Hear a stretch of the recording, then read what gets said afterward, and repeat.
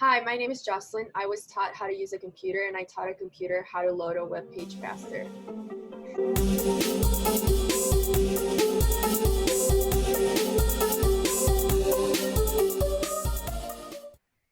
We have Jocelyn today, President of Women in Computer Science at the University of Illinois. And I forgot. Take two. We're here with Jocelyn today, President of Women in Computer Science at the University of Illinois, Development Team Lead for Illinois Solar Decathlon Team, and she founded the Society for Women Engineers chapter at her old school, as well as co-founding the Society for Hispanic Professional Engineers, in addition to having professional software dev experience. Welcome to Devlog. Thank you. I'm happy to be here. Cool. So why don't you just start and tell us a little bit about yourself? Yeah, so like you mentioned, I am the current president of Women in Computer Science. I am technically a junior student in computer science in the engineering college. Before attending U of I actually went to community college for 2 years where I did the engineering pathways program that was a bridge program with guaranteed admission to U of I. Previous to that, I actually lived in Mexico my entire life up until my junior year of high school, where coincidentally, because there were no more electives left, I was kind of forced to take a robotics class, and that's where I was first introduced to programming, and when I first fell in love with programming. Very cool. Like, what made you stick around in the tech? So basically the first couple of weeks of the class consisted of actually putting a robot together. It was made from Legos from what I remember. I really hated that specific part of the course just because I found it to be very tedious and it was a lot of tiny pieces. But then we actually got to program the robot, and I found really cool the fact that I could write something that would make the robot like pick something up or follow a dark line or stop when it was sensing that it was approaching a wall. And so even though it was a little bit hard for me to be in that class because I was actually the only girl and everyone was already partnered up with someone, so I was alone and my partner was my teacher, I decided to attend the Chictech retreat for U of I and found that there was a community of girls and there was a lot of people like me interested in tech. And so I wasn't alone, and that's what made me stick to computer science and to what at the time I found myself really enjoying. Before Chictech, I didn't even consider myself a programmer. I actually wanted to study logistics because I was good in math, and I took like a test where it tells you what you're good for, and it was like logistics might be a good fit for you. During that class especially, even though I liked the programming part, I still didn't consider myself a programmer because it was my first exposure to programming outside of like Word, Excel, PowerPoint, just the basic things that you might use for other classes. After Chictech, though, I was able to take my first, so there I built my first website. It was very basic, just like a picture of myself and some information. But I found that I had a passion for programming, whatever that was.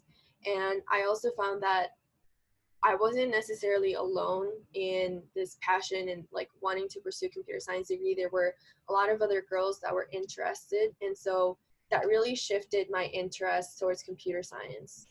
The Engineering Pathways program is the program that University of Illinois has with a number of community colleges throughout Illinois. A couple popular ones are College of DuPage has it.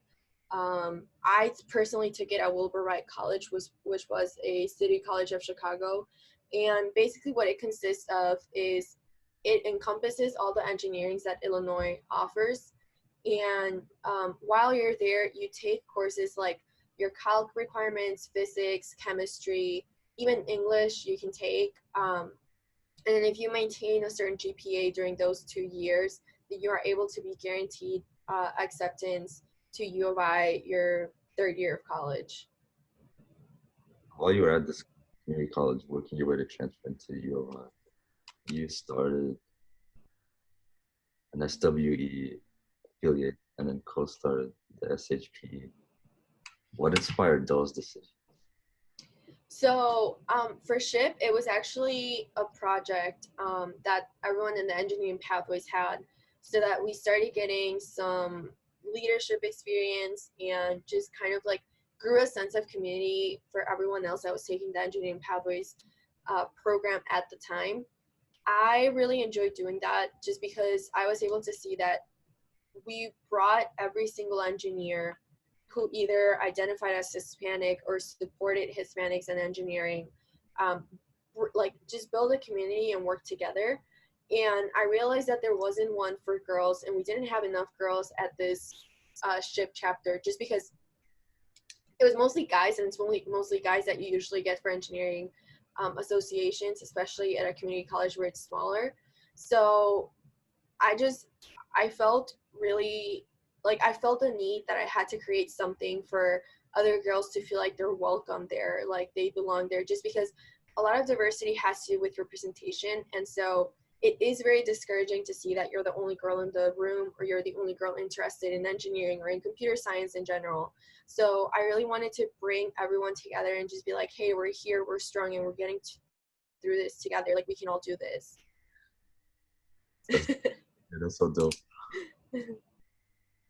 After you started these initiatives, did you find like new members were joining and the scene was growing? Or like, Yeah, so actually, before I started the Suite affiliate, I didn't really know any other girls outside of the Engineer Pathways program. Um, it was kind of disheartening because it was only 3 of us. So I was like, there's no way that in this college, even though it's small, there's only 3 girls who are interested in engineering or computer science. And so we ended up actually having the first time around about 15 members, which is relatively low, but I think for the first time, like creating something like this and just seeing that there were girls that were interested was very heartfelt. that's so touching. I actually had a really hard transition to U of I. At the community college, I had pretty good grades, and then I do think that the classes are structured a lot different. Like, for example, my chem lecture was 3 hours long, physics was 2 hours long. And I think that just gave me a lot more time to learn the material and to digest everything. And the switch to U of I was a little bit too sudden for me. I didn't adjust well. My grades were going down. I also did transfer my junior year of college, which made it hard to meet people that didn't already have friend groups in the classes that I was taking. So it's usually like that one person sitting alone, not really talking to anyone.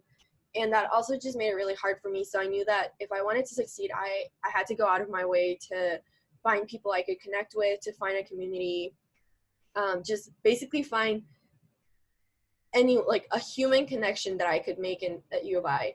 And so that's where I found WCS. And from the beginning, everyone was so welcoming, everyone was so encouraging. Any problems that I had, there was another girl in the room who was like, yeah, I went through that too, and this is what helped me out. Or they were just ready to hear me out and give me advice on what they think I should do. Um, I tried getting involved as much as possible, not just with going to events and office hours, but also trying to see how I could help out, even though I wasn't really a committee member. And so that's what led me to becoming a corporate committee member my second semester at U of I. And it's actually also happened by coincidence because one of the corporate chairs was studying abroad. So the corporate chair that was left needed some help. And so she was calling out for a committee, and that's how I got introduced. I later on, board applications came out. I decided to apply for corporate chair because I was like, okay, I know corporate. I feel pretty comfortable with this. I was encouraged to apply for president. I didn't think I would be a good fit just because it was like, oh, I'm the newbie. Like, I have no clue about WCS really. It's just a semester I've been here. But something that I really learned was that being president of organization was not really about the logistics, because that anyone can learn. Anyone can learn how an organization is run, who you need to go to, the different processes that the organization goes through. but the passion to run the organization is not something that you learn, it's something that you already have. And so I think I had the passion for it, and that's why I ended up as the president. I think I was able to have a successful transition after a not so successful one because of WCS and because of all the girls that were there for me. And so I wanted to bring that to someone else, and I knew that I could do that even if I was not president of WCS. But my reach is definitely bigger if I am president of WCS, and so that was my main goal in mind, just making sure that other girls feel welcome, other girls feel like they can be there, like they should be there, and they deserve to be there. Mm-hmm. Yeah, you tell them. So I will say that the industry in general has made huge developments towards like male to gender ratios. And not just that, but I think that they've also made sure that they nurture a very positive environment, and that they're not just like bringing more diversity in to meet a quota, but rather because they see the value in it and their employees value it as well. I think the fact that you are aware that you're a minority is not necessarily a good thing, because that means that you walk into places that are currently telling you that you don't belong here, right? Because you're not a guy or because you're not privileged. And so I also think that diversity goes beyond just being like a girl or a guy. There's socioeconomic status, there's like disabilities, and all these other things that play into diversity.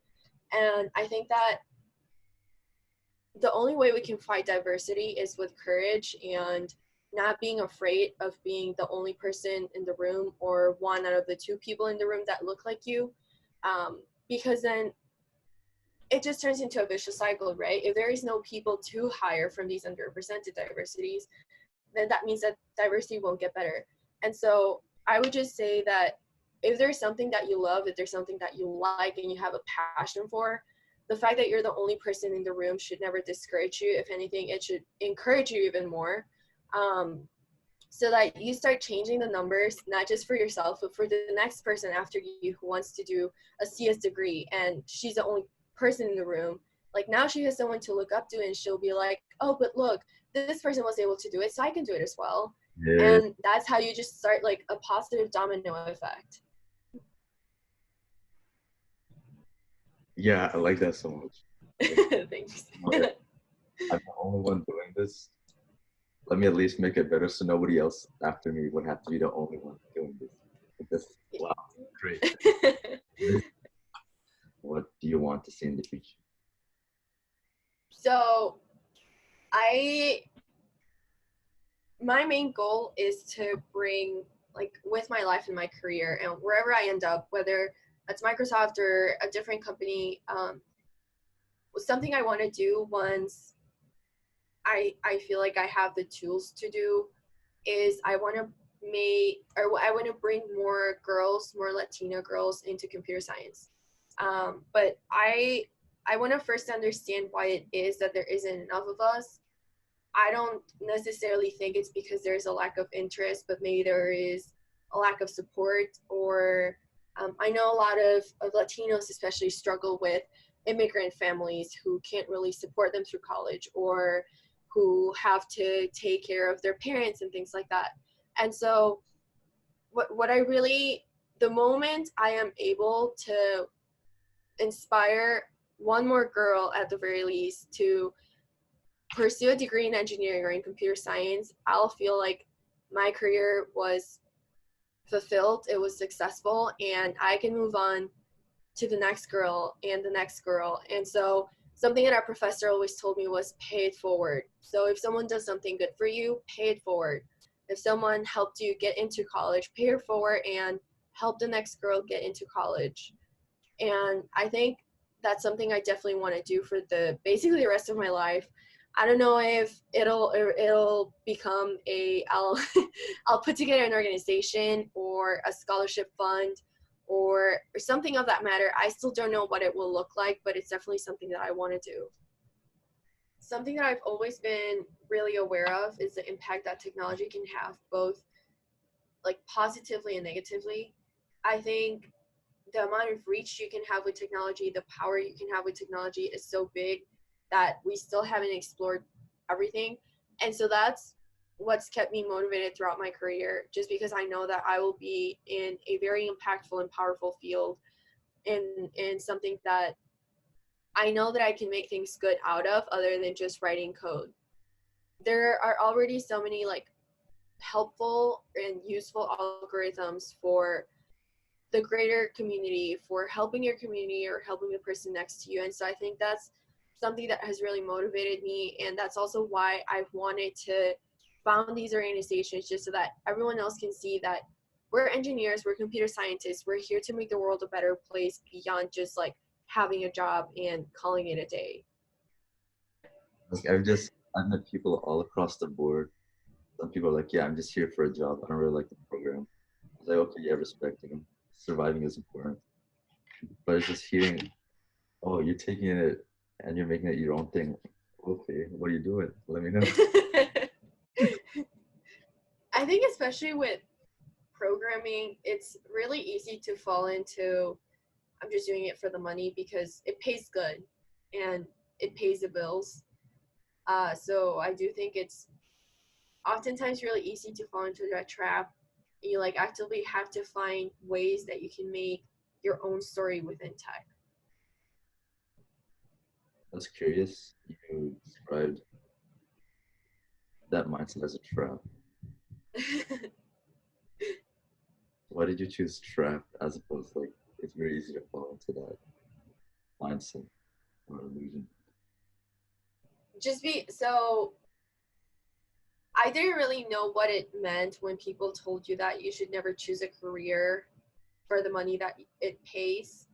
Um, I think I've struggled a lot with a lot of my classes in CS. Like, it's not something that comes really easy to me. I'm not those people that finishes in peace in 2 days.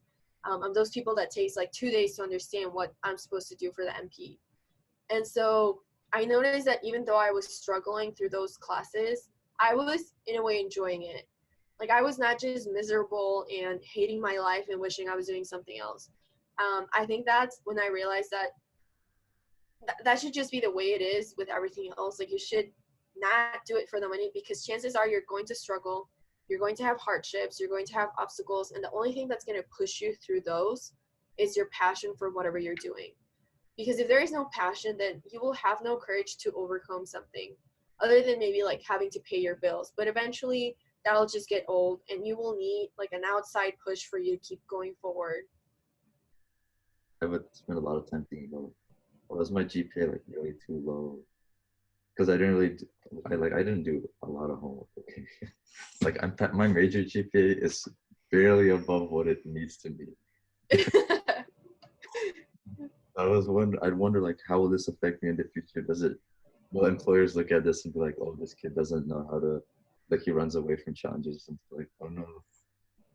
But when you describe it, oh, like these like, it's just a trap, or like it's an arbitrary metric, makes me feel a lot more better. Like, okay, first like few, and then second of all, that's it's arbitrary metric because the true value isn't in like what's my GPA or what's my salary, but what am I doing besides that? Yeah, exactly. So like, you've already built apps that either help you or help someone else.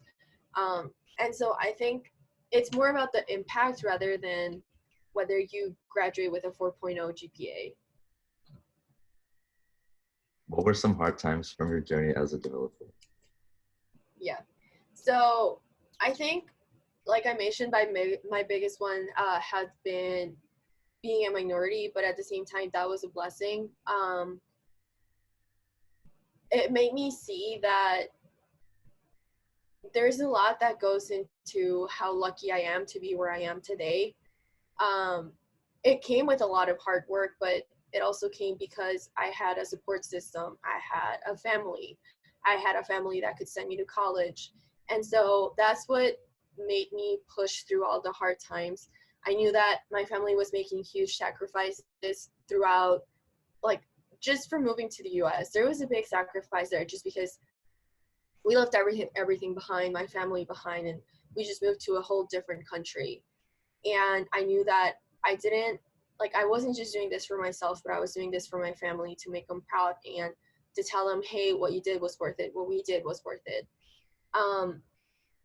I think another thing I had a hard time with was just figuring out what I wanted to do. So I was really interested in programming when I first took that robotics class, but solidifying that that's what I wanted to do for the rest of my life did take like me actively pursuing things like AP Computer Science, like that Chictech retreat, like the Computer Science Summer Institute I took after high school.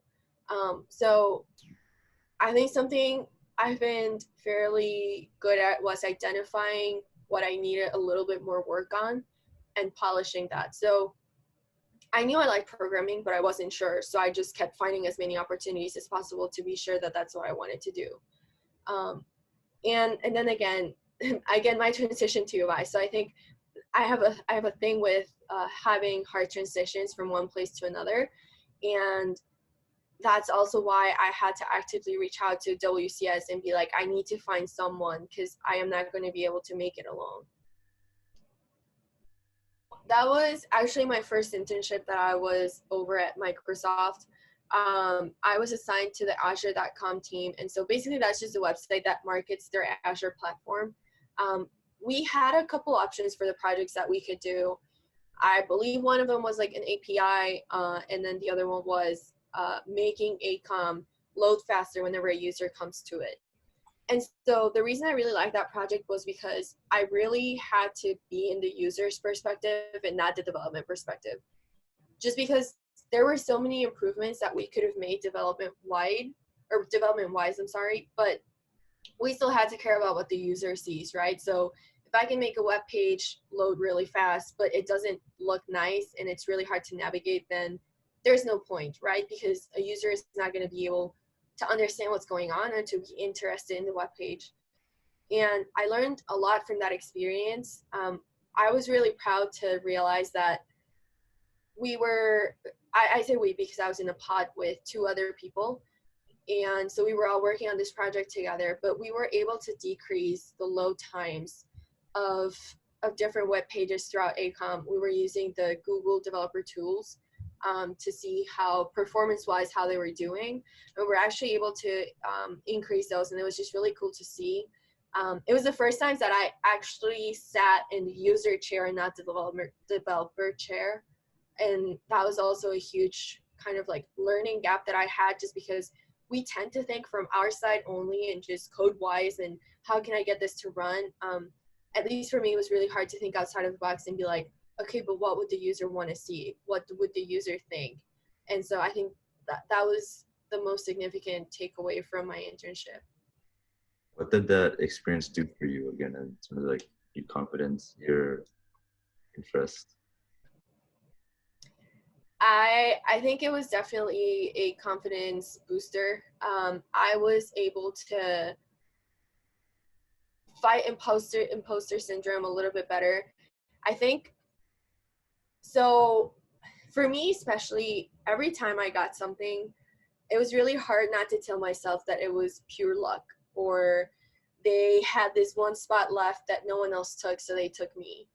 And I think like there was this saying that I used to try to keep in the back of my mind, like, it's luck if it happens once, but if it happens more than once, then it's your hard work paying off, right? And so it took me until Microsoft to realize that everything that I had accomplished was because of my own merits and my own merits only, and it was because I deserved to be there. And that's when I started realizing that I had what it took to complete my computer science degree and be a successful software developer. I still have a lot to learn. I recognize that there is still a lot of qualities that I lack, but I put myself down a lot less now compared to before Microsoft. So why are you where you are now? So I think as I've gone through my career, I've noticed that whenever I see something that I either disagree with or I find a problem in something, and it's usually it's more society and community wise rather than like a bug or something more technical. I'm always like very anxious and very nervous and try to think about how I can solve it. And I think that's something that has really pushed me forward through my career, because I know that eventually there'll be a day where I have all the resources, I'll have all the people that supports me, I'll have like enough money to do whatever I want to do to support these problems, because I can have, like, I already have the passion for it, but I still need a whole more, like, a bigger network. I need to know what to do. And so I think that I have a mission for my career, and I know that I'm not going to stop until I reach that mission, just because I I love the impact that I can see technology doing on the world, and I want to make sure that there is more of us, more of me trying to make the world a better place. And if there is something, like if there's a gap that I can fill in, then I will be there to fill it in. And I think that's why I am where I am right now. So I think the biggest lesson I've learned is that no matter the hardships, if there's something I want, I need to keep fighting for it, because I know that at the very least I'll have my family rooting for me, and I found great support systems in WCS. I found great friends that will always be rooting for me. So they'll be rooting for me, but I have to get the things done. I have to get the job done. So if there's something that I want, nothing should be stopping me from doing it unless I'm like physically unable to do it. But if I have a dream, if I have a passion, I have to go for it, no matter if I'm the only girl in the room, no matter if I came from a different country, no matter if I didn't know programming before I took APCS. Um, Hardships are going to be there, obstacles are going to be there, because that's just life. No one's life is perfect, no one's journey is perfect, and I don't expect mine to be. So I think that's the biggest takeaway that I've had from my career, and I hope I can continue to overcome obstacles. Obviously, some are going to be taking longer than others, but it's just what's going to keep me going. And I also think another thing is finding your passion even within CS. So like you're going to find something that drives you, something that just makes you want to do it so badly that you're not going to stop until you achieve it. And that'll also drive you through your career, through your hardships, through your obstacles. The first thing I would be proud of was being able to transition here to the US. It was a really big change coming from Mexico, just because everything is so different. Very little things that just end up adding up. The lifestyle, the school system, speaking a whole different languages. So I think the fact that I was able to make something out of this huge transition that I have is something that I can say I'm really proud of. I also never thought I would get an internship at Microsoft, and I think that's almost every developer when they start their career. I know there's a lot of people that are confident, and I admire them, and they know that they're going to get that. But for me, it was not something I was really shooting for, because I think I didn't have what it takes. So being able to be at Microsoft and to be actually now returning to Microsoft would be another really big moment and proud moment that I have for myself. Okay. Congratulations. Thank you. So I would say take high school seriously. Obviously, have fun with your friends. Don't just make it about school. But even when it's not about school, try to find what you're passionate about, what you enjoy. Do you enjoy watching YouTube videos about coding tutorials? Do you enjoy watching YouTube videos about art? So just really trying to figure out what you want to do before you go into college, because I do think that that drives a lot of what your college experience looks like and how much you can get out of college. So just take that time seriously, take advantage of it, find people that support you, and find what you're passionate about. Yeah, finding support always helpful. Yeah, definitely find support, because I think that's just going to be your biggest push throughout everything. Because sometimes things will get hard, and your own push and your own motivation might not be enough, and so you'll need someone else from the outside just being like, keep it together, you're almost there. Keep going a little bit more. I would definitely say that if you have an interest in tech but you're not sure, that was me. Like, I just knew how to program a robot and I found it interesting, but I didn't know if that's what I wanted to do. So try to research mode about it. Try to like expose yourself to it, because that's the only way you'll really know if that's what you want to do for the rest of your life. Because it does end up becoming a lifestyle. It does end up like that's what you're going to do for the rest of your life. So you got to make sure that it's something you love, it's something that you enjoy. And so just try to be as immersed as possible into the field before you're sure that that's the right choice. Never ever make a decision make on money if you don't necessarily need to, just because it's very like, even though money is really tangible, it's what you take away from it and what you make out of your career that's going to keep you going. So find your passion even within tech. Like, find a mission that you have with tech.